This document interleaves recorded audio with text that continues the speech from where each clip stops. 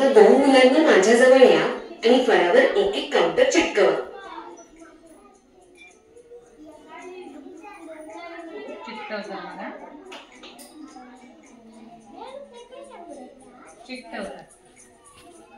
खूप छान.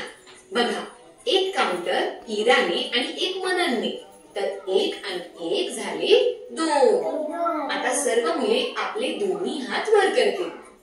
अगदी बरोबर. आता सर्वांनी आपली 2 बोटे दाखवा. 2 बोट. शाबास. Very good.